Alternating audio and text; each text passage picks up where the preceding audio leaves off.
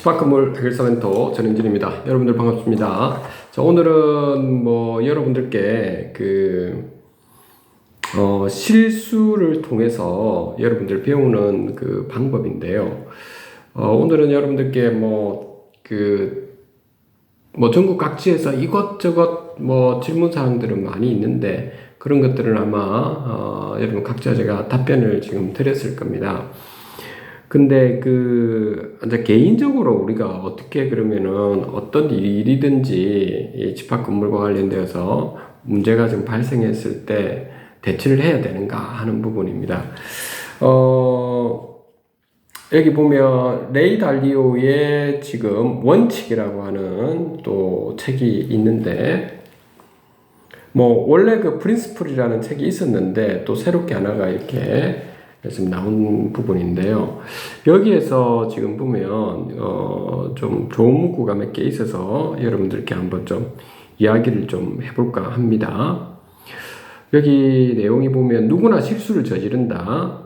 그 가장 큰 차이는 성공한 사람은 실수로부터 배우지만 성공하지 못한 사람은 배우지 못한다는 점이다 라고 하는 것이죠. 실수를 해도 큰 문제가 없이 그로부터 배울 수 있는 환경이 조성되면 사회는 더욱 발전하고 심각한 실패도 줄어들 것이다. 특히 창의력과 독자적인 사고가 중요한 조직에 더욱 해당되는 이야기다. 성공하려면 실패를 그 과정의 일부로 받아들여야 하기 때문이다. 토마스 에디슨은 이렇게 말했다. 나는 실패한 게 아니다. 단지 효과가 없는 1만 개의 방법을 알아냈을 뿐이다.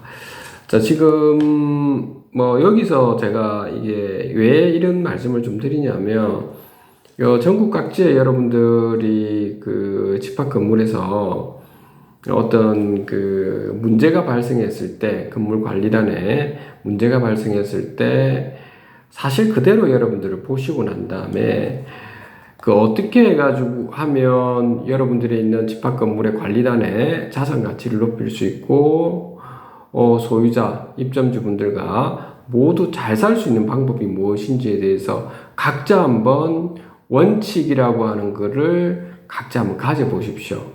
아마 여러분들 중에서 삶을 살아가시면서 무엇이 원칙인지에 대해서는 각자 가지고 있을 겁니다. 그렇지만 이런 거는 원칙이라고 보기에는 좀 어렵죠.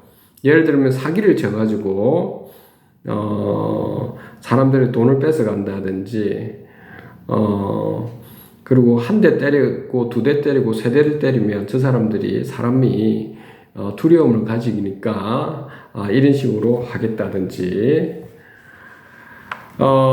대부업체들 보면 가끔 보면 돈을 갖다가 예를 들어서 1,000만 원을 빌려줬는데 거기에 앉아 10배 받는다든지 만약에 1,000만 원을 빌려줬는데 빚을 갚지 않으면 여성들 같으면 여성들에 대한 그 성적인 어떤 그 촬영을 해서 촬영을 하게끔 해서 가족들한테 뿌린다든지 이렇게 해서 굉장히 인간적인 모멸감을 느끼게 한다든지 이런 것들은 여러분들이 원칙이라고 볼 수 없는 거죠. 왜 그러냐면 우리 인간에 있는 그 무의식에서 나오는 어떤 일종의 그 가치관이 있어야 되는 거죠. 이게 겉에 우리가 이게 빙하를 보면 99%는 이렇게 잠겨 있는 이러한 무의식에 있는 원칙은 실질적으로 가치관에서 나오는 거고 그 가치관에 있어서의 핵심 사항은 저는 볼 때 사랑이라고 보고 있습니다.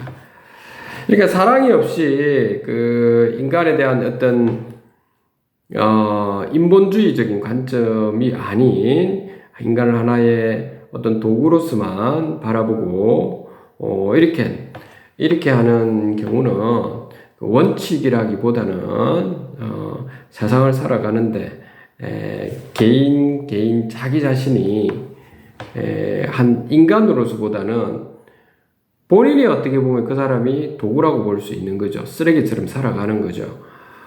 그래서 여러분들께서 제가 말씀드리고자 하는 거는 이러한 여러분들의 그 실수가 있었다 하는데 그 실수를 여러분들 바탕으로 이러한 그 고통과 여러분들이 이러한 그 고통 속에서 이게 발전을 한다는 거죠. 그러니까 실수를 이제 하게 되면 고통스러운데 그 고통에서부터 여러분들이 배우려고 하는 자세, 그리고 앞으로 그러한 여러분들이 고통을 다시는 실수를 하지 않게끔 하기 위해서라도 잘못된 것은 계속 고쳐 나가야 되거든요. 그러면 우리 뇌에 있는 의식 구조가 중요한 것은 저는 아니라 봅니다. 뇌에 있는 의식 구조가 더 중요한 습관이라고 봅니다. 습관 속에서 계속 여러분들이 반복을 하다 보면 그게 무의식에서부터 의식적으로 옮아가는 거거든요. 그러니까 행동으로 가는 것이 더 중요하다는 겁니다. 항상 사람들은 보면 이렇게 머릿속에서 의식은 가지고 있는데 실제 행동을 못하고 하니까 거기에서 문제가 발생하는 거거든요. 그래서 집 밖 건물에서 어떤 문제가 발생했을 때는 어떻게 하면 해결할 방법이 무엇인고, 그리고 어떻게 행동해야 될 것인가, 그것에 대해서 여러분들이 바라봐야 된다는 거죠. 그렇지 않고 계속 무의식 내에 있는 어떤 의식적인 어떤 문구나 이런 걸 보면서 거기서 어떻게 대처할까, 이 머릿속에 맴돌고 하는 거 굉장히 의식적인 생각이거든요. 그러면 그런 데 가지고 있으면 항상 두려움을 가지고 되고, 그 두려움은 자기에 대한 확신이 없게 되고, 그 무의식 속에서 두려움을 많이 가지고 있으니까 의식에서부터 무의식을 잠재적으로 이렇게 눌러버리니까 그 속에서는 가치관과 원칙이라는 게 존재하지 않고 흩어져지고 방황하게 되는 상황인 거죠. 그래서 여러분들이 제가 오늘 이런 말씀을 드리는 게 굉장히 좀 중요한 상황입니다. 집 밖 건물에 여러분들 어떤 문제가 발생했을 때 소유자분들, 입점주분들, 많은 분들께서 어떻게 대처할 것인가 보다는 본인이 그냥 두려움 때문에 뭐 때문에 그냥 거기서 포기하는 사람들이 많거든요. 그래서 제가 참 안타까운 부분입니다. 그게 다음에 다른 데 가서도 포기하지 않을까? 그것도 포기한다고요. 왜? 그때부터는 배우려고 하는 것보다 회피를 계속 해왔기 때문에, 그것은 누구나 다 알고 있는 상황인데 그것을 알고 있다는 감을 아까 제가 무의식 쪽에서 들어오는 게 아니라고 했지 않습니까? 그 다음 걸 한번 좀 읽어드려 볼게요, 제가. 물론 실패를 하면 고통스럽다. 그렇다고 해서 고통으로부터 도피해서는 안 된다. 고통은 무언가 잘못되었다는 메시지이며 다시는 그런 실수를 해서 안 된다는 걸 알려주는 효과적인 장치다. 자신이나 다른 사람의 약점을 제대로 알고 극복하기 위해서는 이를 대놓고 솔직히 인정하고 향후 다시는 그것으로부터 상처받지 않도록 대책을 수립해야 한다.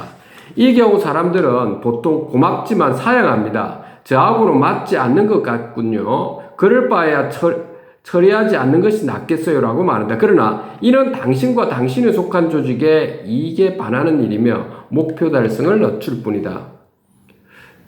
그러니까 여기서 제가 여러분들도 그렇고 저도 그렇지만 항상 저는 사람들을 보면서 느끼는 바가 뭐냐면 고생 많았습니다. 그런 이야기 자체가 여러분들 좀 문제가 있는 겁니다.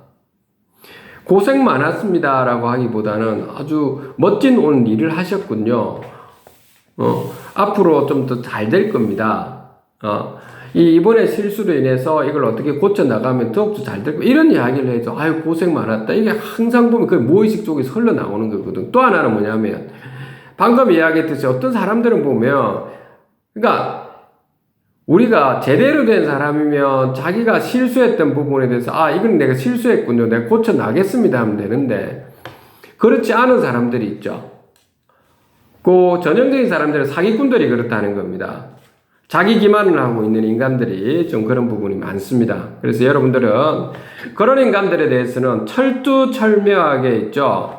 여러분들이 여러분들 자신에 있는 그 의식 구조를 바꾸고 그 무의식의 두려움을 조장하고 있기 때문에 스스로가 여러분들의 무의식에서의 흘러나오는 여러분들의 가치관, 그 깊은 내면에는 사랑이 들어있어야 되고, 그 사랑은 있죠. 종교라고 하는 것도 아니고요, 여러분들이. 철학이라는 것도 아니고, 저는 근본적이고 여러분들 스스로가 성찰을 해서 스스로가 지금 무엇이든지 잘못된 걸 배우려고 하고, 사람들에 대해서도 무엇이 문제인가, 이걸 문제 있는 것을 어떻게 해결할 것인가에 대해서 스스로가 행동으로 바꿔나가는 것이 중요하다는 겁니다.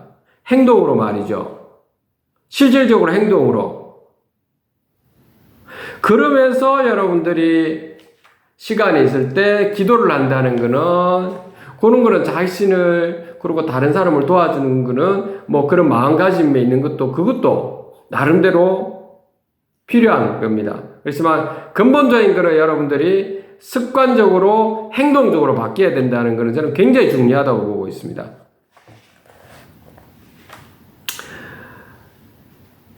여기서 또 하나 여기 보면 1년 전에 당신을 생각해보고 그때 당신의 어리석은 판단에 놀라지 않는다면 당신은 별로 배울 게 없는 것이다. 사람들은 여전히 자신의 실수를 인정하지 않는다. 그래야 하는데도 말이다. 이거 굉장히 중요한 것 같습니다. 그동안 부모나 학교는 항상 정답을 맞히는 데만 관심이 있었다. 내 경험으로 볼 때 소위 우등생은 절대로 실수로부터 배우지 못한다. 이들에게 실수는 기회가 아니라 실패이기 때문이다. 그러므로 발전이 없다. 자신의 실수와 약점을 인정하는 사람들은 동료들보다 훨씬 앞서간다. 능력이 같아도 동료들은 자아라는 커다란 장애물을 가지고 있기 때문이다. 자, 아주 지금 요 멋진 이야기인데요. 인간이라는 존재가 그래, 결국에 우리가 과학적으로 보면 있죠. 실수라고 하는 것은 그 지나는 그 과정의 자연스러운 일부라고 봅니다. 그렇기 때문에 더더욱 있죠. 우리 인간에게 있는 그 실수를 성찰을 잘 하셔가지고 여러분들이 번창할 수 있도록, 번영할 수 있도록 요렇게 나아가 줘야 되겠습니다. 그러기 위해서 제가 아까 말씀드렸던 우리가 가지고 있는 이 빙하가 바닷물에 떠 있을 때 99%는 잠겨 있는데 그것이 무의식 세계이기 때문에 우리가 의식적인 세계 있죠. 막 외부에서 들리는 이런 정보들은 그것이 여러분들의 무의식을 그냥 99%를 무의식에 있는 걸 그걸 갖다 흔들어 버리거든요. 그렇게 하지 마시라는 겁니다.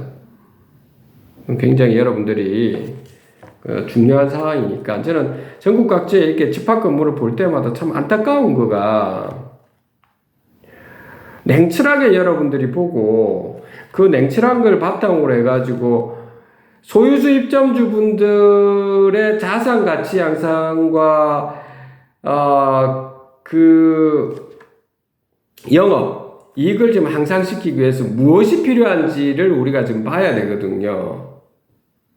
그렇기 위해서라도 전체가 이렇게 그 가치 양상을 위해서는 항상 사기꾼들의 하는 그 1%의 그러한 의식적으로 여러분들에게 말도 안 되는 그 어떤 조작하고 그리고 가스라이팅 시키는 이런 행위와 그런 말주변 이런 것들에 대해서 여러분들이 흔들리는 부분을 볼 때마다 참 안타까운 부분을 참 많이 느낍니다. 그러니까 제가 말씀드렸다시피 두려움이라는 것은 인간에게는 그 무의식 속에서 나오는 것이는 그런 생각을 가지지 마시고요. 습관, 행동이 중요하다는 것. 그런 부분을 계속 99%의 무의식은 그런 그 습관 속에서 그 나오는 거거든요. 그러니까 그렇게 되도록 여러분들 스스로가 많은 노력을 해야 된다는 겁니다. 그러니까 그 노력하는 과정은 행동으로 여러분들이 동참하는 것이 굉장히 중요하다는 거. 그리고 개인적으로 여러분들 스스로가 부족한 부분을 채워나갈 때는 많은 여러분들의 선인들의 말씀도 들으시고 그 선인들의 말씀 듣는 게 대표적인 것은 여러분들이 저는 볼 때는 책이라고 봅니다. 그러니까 동수고금을 막론하고 여러분들이 다양한 책들을 좀 읽어봤으면 좋겠네요. 각종 인문학서적, 과학서적, 경제서적, 종교서적, 예술 관련된 서적, 뭐 이런 것들도 많이 읽어보시고, 그와 더불어서 경험이 있었던 분들과 많은 또 대화도 나눠보시고 좀 그런 과정을 좀 거쳐주면 분명히 여러분들은 깨어있을 거라고 봅니다. 그래서 저는 이게 전국 각지에 특히 있죠. 전국 각지에 보면 그렇게 깨달은 분들이 계십니다. 특히 이렇게 전국 각지 연락을 주시는 분들 중에서는 이제 목사님이나 스님들 중에서 그렇습니다. 그러니까 많이 인내를 하면서 어떤 해코지를 하는 사람들이 있을 텐데 주변에 그런 것까지도 사랑으로 베풀고 하는 것까지는 좋아요. 그렇죠? 그러니까 그 목사님이나 거기 계신 분들께서 그런 말씀 하시더라고요. 그 스님들께서도 이게 많이 자기는 그 인내를 하면서 그렇게 했는데도 더 그런 사람들이 있죠. 뭐 소송을 남발하고 이러더라는 겁니다. 그래서 본인이 소송이라는 걸 모르다 보니까 어떻게 해야 되느냐 하는 건데 제가 볼 때 억울하게 당하시는 상황이었거든요. 그래서 제가 하나하나 알려드렸거든요. 그거는 공부하셔야 된다. 그러니까 제가 하나 알려드리니까 이렇게 이렇게 하는 거군요. 저렇게 내가 왜 이걸 몰랐을까? 그러니까요. 저도 저도 신이 있다고 믿는 사람 입장입니다. 믿음을 가지고 있는 사람인데 저도 개인적으로 믿음을 가지고 있는 사람이긴 하지만 제 말씀은 그거는 좋은 건데 우리가 이러한 어떤 세상을 살아갈 때 그 무의식 속에서 있는 세상에 아주 많은 어떤 해코지하는 사람들이 이렇게 올 때 어떻게 대처하는가라고 하는 그것도 무의식 속에서 흘러나오는데 아까 그러한 사기꾼들의 그런 모습에 여러분들이 어리석어져서는 안 되기 때문에 그래서 거기 있는 목사님이나 스님들께서 이게 내가 그렇게 했었구나 해서 정말 열심히 배우시고 실무적인 걸 제가 많이 그대로 알려드리거든요. 법적인 부분은 당연히 알려드리지만 실무적인 거 어떻게 단계를 어떻게 전략을 쫙 짜가지고 말씀드려요. 본인도 들어보면 알거든요. 본인들도 이게 본인들도 그런 걸 많이 이렇게 사랑으로 이렇게 감사 안아서도 별별 이상한 거 할 때 내가 딱 말씀해줘. 이게 맞거든요. 변호사하고 이게 좀 다른 점이거든요. 여러분들, 다른 분들은 법리적인 부분이지만 이게, 이렇게 진행되는 거군요. 그렇게 해서 그렇게 실질적으로 진행을 하셔가지고, 그러한 집합 건물이 많이 개선되고, 앞으로도 그분들로 인해서 더욱더 번창할 거라고 저는 확신합니다. 그래서 여러분들께서 아까 제가 말씀드렸던 부분이 있죠. 그런 부분입니다. 그래서 스스로가 이게 실패로 인한 고통 속에 있는 부분은 발전할 수 있기 때문에 간절히 여러분들 스스로가 배우려고 하고 있죠. 그렇게 나아가시기를 제가 부탁드리겠습니다. 오늘 여러분들께 여기까지 좀 말씀을 드리겠습니다. 집합 건물이 바뀌면 대한민국이 바뀌게 되고 대한민국의 어떤 사기꾼들을 척결할 수 있는 바로 척도가 될 겁니다. 오늘 여기까지 하도록 하겠습니다. 집합 건물 해결사 멘토 전은진이었습니다.